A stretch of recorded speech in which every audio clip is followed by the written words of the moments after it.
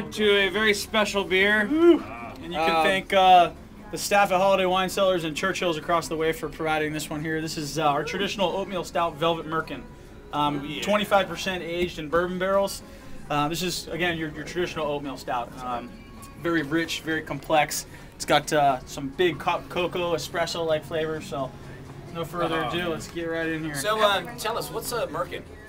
A Merkin, well, it's kind of a cool thing, and the brewers don't essentially have to get out into the field and explain this. That essentially leaves my job a little bit more on the awkward end.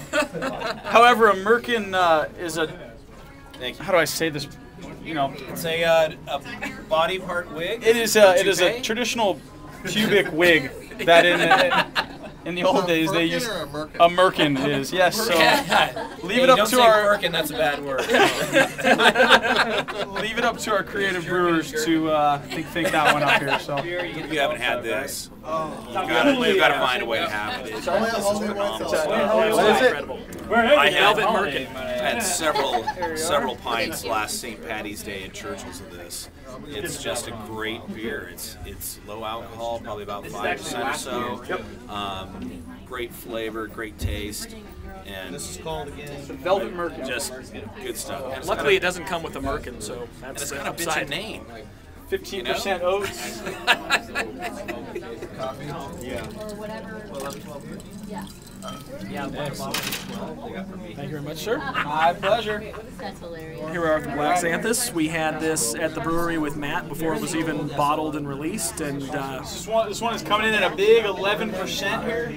As the man says, 11%, almost a double stout. Really enjoyable. He asked me to marry when I said, you know, I think Almost has a chewy feel to it, super smooth. Lots of nice bourbon, really mellow. Just great stout flavors, really drinkable. Very drinkable. You got all kinds of dark chocolate action going. He's right. You get a little bit of a dark cherry in here, black cherry kind of flavor. The coffee. Java Imperial Stout. Wow, this is just so good. Local growers coffee mash here. Bottle. I don't know if you've seen this or not. Black Xanthus. Big barrel-aged blend. Probably next to the hemp ale, one of the favorites from Nectarines. Otherwise, the other ones are good standard beers, but hemp and Black Xanthus really stand out from Nectarines.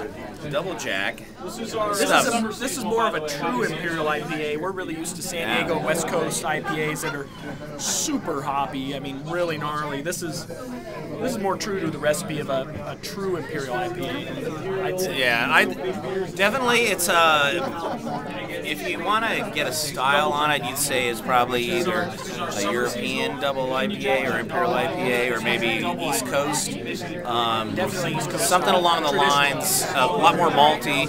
The hops, while they're crazy there, they're not as pronounced as some of the West Coast IPAs typically are. But we're talking Hop 15. Yeah, compared to Hop 15, Ruination, Green Flash, Imperial IPA, all those. At Pizza Port, all those are IPA. just crazy ass beers. And they don't have a lot of the malt back on it. This is a good beer. Here, take a sniffy sniff. That's pretty good, huh? Oh, this is great. I like this beer. I like this better than the Union Jack. Hey, Ivan, if you're watching this, make sure we see some of this at the Hopocalypse Festival next year, okay?